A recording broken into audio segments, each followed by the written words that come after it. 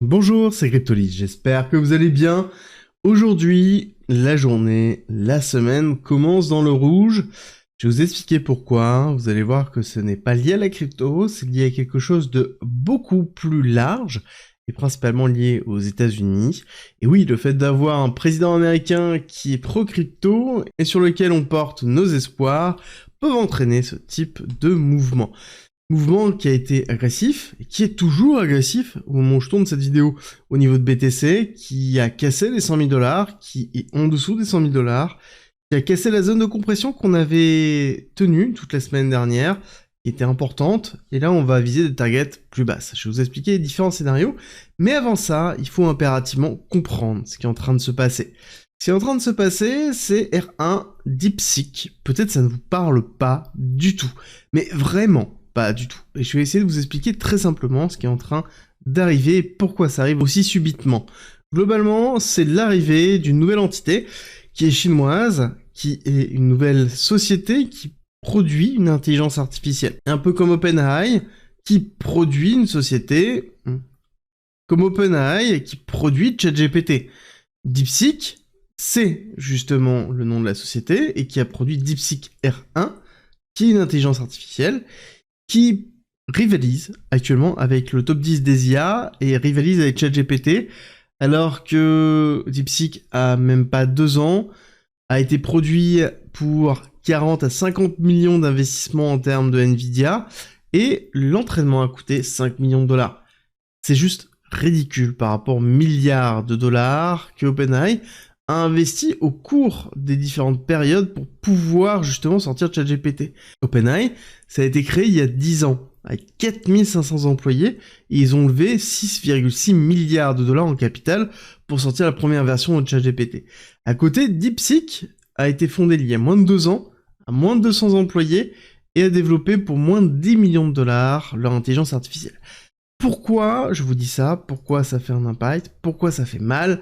C'est parce que DeepSeek est en train de monter en fait dans le ranking un petit peu de tout ce qui se passe en termes d'intelligence artificielle. Et là, il y a une grosse question. Il y a une grosse question de l'hégémonie américaine en termes de technologie, en termes d'intelligence artificielle, par rapport notamment à la Chine. Parce que oui, DeepSeek, ça fait partie des intelligences chinoises. Et si vous pensez que DeepSeek est la première entité à mettre à mal la tech US, notamment sur l'intelligence artificielle, c'est que vous ne suivez pas assez ce qui est en train de se passer depuis globalement 6 mois, 1 an. Dans l'intelligence artificielle, on a une course effrénée où les Chinois sont quand même très très avancés, et voire même sur certains domaines beaucoup plus avancés. On parlera principalement du texte ou vidéo, donc pour ceux qui ont connu Sora, Sora qui est l'équivalent de OpenAI, de ChatGPT pardon, de OpenAI, qui permet avec un texte de pouvoir créer une vidéo, on va dire qu'on a les équivalents chinois qui sont quasiment meilleurs, pour ne pas dire meilleurs, que Sora pour l'instant.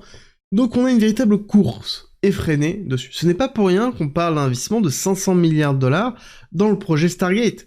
C'est que, justement, il y a une véritable course autour de l'intelligence artificielle, parce que c'est quelque chose qui poussera en fait l'économie sur 2025-2026 et les prochaines années à venir. C'est la prochaine ruée vers l'or, c'est la prochaine ruée vers le pétrole, c'est l'équivalent d'un nouveau médium de croissance. Avant on disait systématiquement pétrole into croissance, et ben là on dit, et on dira certainement IA into croissance, et je pense que c'est la représentation. Et donc du coup, pourquoi c'est important et pourquoi je vous en parle maintenant? Je pense que je vous en ferai une vidéo dans peu de temps, mais en attendant, là, on chute. On chute sur le Nasdaq alors que le marché américain n'a pas ouvert. Et oui, là on est sur des CFD, c'est-à-dire des contrats dérivés qui sont ouverts quasiment tout le temps, et on n'a pas le marché US qui ouvre à 14h30. Marché US qui va réagir très difficilement, parce que on a en plus un Nvidia qui risque de sauter une cotation. Parce que oui, cette nouvelle-là, elle impacte plusieurs choses. Elle impacte Nvidia, elle impacte Tesla, elle impacte de base la tech US. Maintenant, une fois qu'on laisse les poussières retomber autour de cette nouveauté, ce que l'on comprend, c'est que l'on a besoin de beaucoup moins de puissance de calcul pour pouvoir sortir une intelligence artificielle qui égalise ChatGPT. Ça veut dire qu'on a d'autres moyens de conception, mais en même temps, c'est normal, c'est logique. ChatGPT a été justement créé grâce à une rupture de réflexion autour de la conception de l'intelligence artificielle, autour des intentions qui était un papier qui avait été rédigé à l'époque, justement par Google, en tout cas par des ingénieurs de Google, mais tout ça pour dire que c'est sous ces formes-là qu'on a une avancée générale. Clairement, je pense qu'il y a toute la TQS qui n'a pas dormi depuis très longtemps et qui sont en train de décortiquer clairement DeepSeek. C'est sûr et certain, et je pense qu'on va avoir des accélérations et des inventions supplémentaires. Est-ce que ça veut dire que la TQS va aller au plus bas? Non, je ne pense pas. Je pense qu'on a une séance de peur, une séance de capitulation très forte au niveau du marché américain. On a une forme de respiration. Le problème, c'est que nous, on subit cette forme-là. J'en avais déjà parlé à plusieurs reprises, que si jamais on avait une TQS ou un S&P 500 retracé, parce qu'ils allaient à un moment donné retracer, on allait souffrir. Et c'est exactement ce qu'on est en train de vivre là maintenant. On se fait entraîner à la baisse par Nvidia, par la TQS, par les USA d'ordre général. Oui, dans une certaine mesure, on est corrélé, comme on le voit, généralement à la baisse, on est très souvent corrélé et beaucoup moins à la hausse, et du coup c'est souvent problématique. Donc ça sous-entend que sur BTC, on est en train de décrocher, on est en train de consolider en dessous des 100 000 $, et là on est dans une forme de purge. On est dans un moment où on est sorti de ce canal de compression ici, que l'on retrouvait là, dans lequel on avait créé de la liquidité au-dessus, de la liquidité en dessous, et on est sorti par le bas. Maintenant, la question qu'il va falloir se poser, c'est est-ce qu'on est dans une chasse à liquidité? Est-ce qu'on est dans un moment où on va purger toute cette partie-là avant de repartir à la hausse très fortement? Ou est-ce qu'on est réellement dans une mise en place d'une grosse purge, où la première target serait dans les alentours de 97-96, la seconde target serait beaucoup plus loin, serait ici dans les 91 000, c'est-à-dire dans la partie basse ici de ce range. Je rappelle qu'on a mis en place un range. On a mis en place un range depuis déjà un certain temps. La borne basse, je pense qu'elle est plutôt bien définie. La borne haute, on l'avait définie de cette façon-là avant d'avoir toutes les différentes accélérations. Mais la réalité, c'est que certainement la borne haute se trouve ici. Et donc ça sous-entend que nous sommes bien dans la mise en place d'un range pendant un certain temps. Ça sous-entend deux choses. Ici, si c'est bien validé et qu'on est bien dans cette forme-là, ça veut dire qu'on va aller chercher donc les 91 000 $, la partie basse de ce range, dans lequel on a encore une fois ici des zones d'achat qui sont très intéressantes, mais aussi ça veut dire qu'on aura un rebond ici pour repartir dans le haut de range. Et ça veut dire aussi qu'il y a une forte probabilité de se retrouver dans une temporalité longue, où on va être essoré par un marché qui va faire haut, bas. Le problème n'étant pas forcément ça, mais étant plutôt ce qui se passe au niveau des altcoins. Parce que oui, les altcoins sont en train de se faire essorer. Les boules rouges que l'on voit là, les moins 20%, les moins 15%, les moins 10%, sont les altcoins qui n'ont pas profité de l'accélération haussière de BTC, ou très peu, et à côté sont en train de corriger et de s'enfoncer. Et donc, psychologiquement, c'est très compliqué. Et c'est le même principe, on est dans cette phase d'essorage psychologique. Et je pense que ça a été, et c'est un des bull markets les plus compliqués de ce côté-là en termes de psychologie, parce que justement, on se retrouve dans une compression et dans un essorage total psychologique des investisseurs. Et quand on voit l'ensemble du crypto Twitter de base, ou même de ce que je voyais dans les commentaires, et je pense que ça va être aussi catastrophique dans les commentaires que je vais voir en dessous de cette vidéo, ce sont des personnes qui sont à bout, qui sont en train de vendre, ou même qui sont déjà parties. Parce que oui, c'est compliqué à tenir, et oui, c'est difficile, et c'est le but, justement, du marché. Le but, c'est d'aller chercher des liquidités, et d'entraîner une grosse capitulation.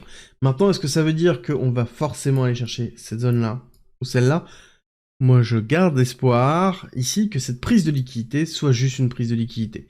Bon, la réalité, c'est que l'espoir a peu à jouer par rapport à ça, parce que quand on voit cette typologie de bougie-là, normalement, quand on a une prise de liquidité, on est censé avoir une réaction très forte. On est censé avoir un ravalement de bougie, un piège à liquider pour aller liquider un paquet de personnes.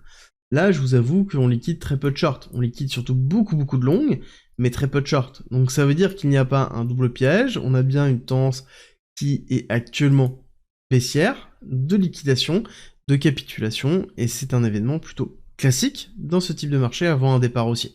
Est-ce que ce départ se fera demain? Est-ce qu'il se fera dans une semaine, dans un mois? Voilà, malheureusement, je n'ai pas de certitude, juste à vous montrer qu'on a quand même beaucoup de liquidités à aller chercher dans les 95 000. Quand on voit ce cluster de liquidité ici, on se dit ok, il y a un intérêt à aller chercher. Et ce qui est intéressant, c'est que le mouvement baissier que l'on voit là est en train de renforcer la liquidité justement au-dessus en short. Donc là, on a une pression très forte qui a lieu. Pour moi, il va falloir surveiller. Si on a une forme de respiration ici au niveau des 100 000 $, est-ce qu'on arrive à repasser au niveau des 100 000 $, on aura un signe qui sera plutôt positif. Si par contre, on est bloqué en dessous des 100 000 $, je pense qu'on ira chercher soit ici avec un retour aux 100 000 pour retester, pour ensuite faire une deuxième jambe baissière et ensuite repartir.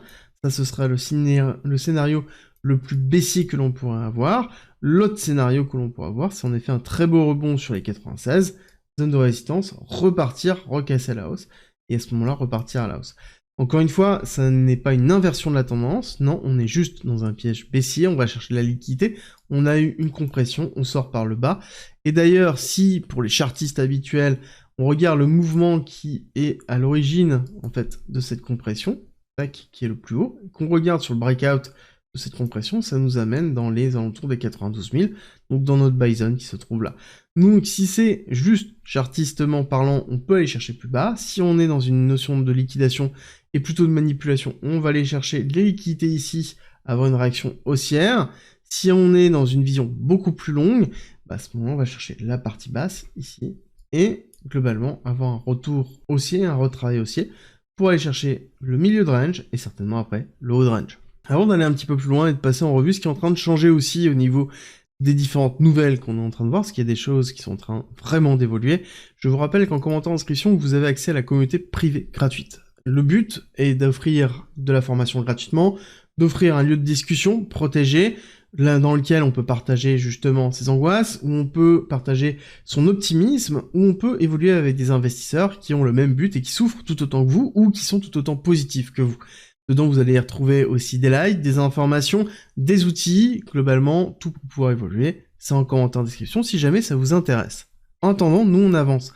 On avance dans les nouvelles. Nous avons ici Elon Musk qui continue avec Doge, non pas la crypto, mais le département. Département d'ailleurs qui a fait économiser plus de 420 millions de $ en 4 jours et qui continue sur ce travail-là et qui pense intégrer justement la blockchain pour faciliter l'efficacité du gouvernement, que ce soit pour gérer les bâtiments, que ce soit pour faire les paiements, bref, pour intégrer la totalité du fonctionnement. Est-ce que ce serait une blockchain qui serait privée? Très certainement, mais en l'occurrence, étant donné que le département s'appelle Doge, il y a un sourire qui se fait sur beaucoup de lèvres, je pense, de ce côté-là, surtout connaissant Elon Musk.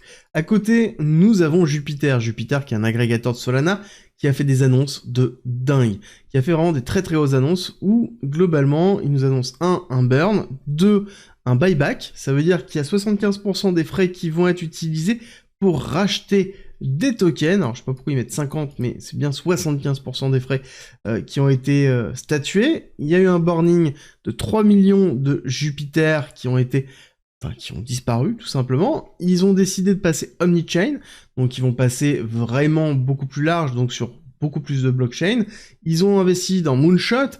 Bref, ça n'arrête pas, il y a beaucoup d'événements qui sont en train d'arriver autour de l'écosystème, mais ça ne m'étonne pas quand on voit un petit peu le directeur et le CEO de Jupiter, la motivation qu'il a et comment il parle et la vision qu'il a à long terme.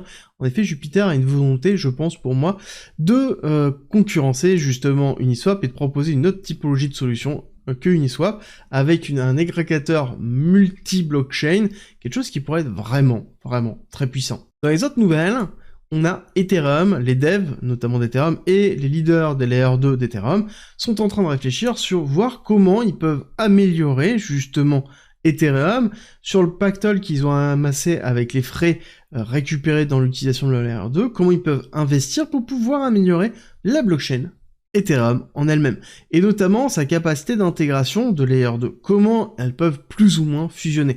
Et là on a une réflexion beaucoup plus long terme qui est en train de se faire sur l'écosystème Ethereum, et qui montre qu'il y a une véritable réflexion sur l'évolution que l'on peut avoir autour de l'écosystème Ethereum. Je rappelle que l'écosystème Ethereum, c'est l'écosystème le plus important au niveau de la blockchain et au niveau de la finance décentralisée, donc on a tout un intérêt justement à voir ce type d'évolution. On parlait beaucoup de fragmentation, le fait que Ethereum était fragmenté en plusieurs équipes, en Layer 2, Layer 1, et donc forcément ça crée des dissensions. Là on a vraiment un pas commun qui est en train de se faire, il y a tout un intérêt qui est en train de se construire, donc moi je surveille vraiment de très près ce qui est en train de se passer au niveau de l'écosystème Ethereum. Dans tous les cas, on est en train, oui, de chuter, c'est certainement une des dernières phases de capitulation, elle peut durer pendant assez longtemps. Encore une fois, il va falloir prendre un maximum de recul. La phase de capitulation fait toujours très mal, et je pense qu'elle va durer sur le début de semaine. Sur la fin de semaine, on va être plutôt sur un redépart haussier, et c'est ce qui va être intéressant. Surtout que sur la fin de semaine, en tout cas au milieu, je rappelle qu'on a ici le FOMC, donc la décision de la Fed, qui pourrait impacter encore plus justement la volatilité du marché américain, surtout que par la suite, le lendemain, on a le PIB trimestriel T4 qui risque de faire aussi très mal. Bon, tout ça pour vous dire qu'on a une semaine chargée, une dernière semaine de janvier, où il va falloir s'accrocher sévère pour pouvoir ensuite réembrayer. En tout cas, est-ce que le bull run est annulé? Non, toujours pas. Oui, c'est compliqué, oui, c'est difficile, oui, mais en même temps, c'est normal, ça fait partie des risques de l'investissement, ça fait partie aussi de la difficulté d'investissement, surtout dans des marchés ultra volatiles comme les crypto-monnaies, c'est subir la volatilité, et on est en train de subir la volatilité. Ce sera tout pour aujourd'hui, et on se retrouve très vite pour une nouvelle vidéo.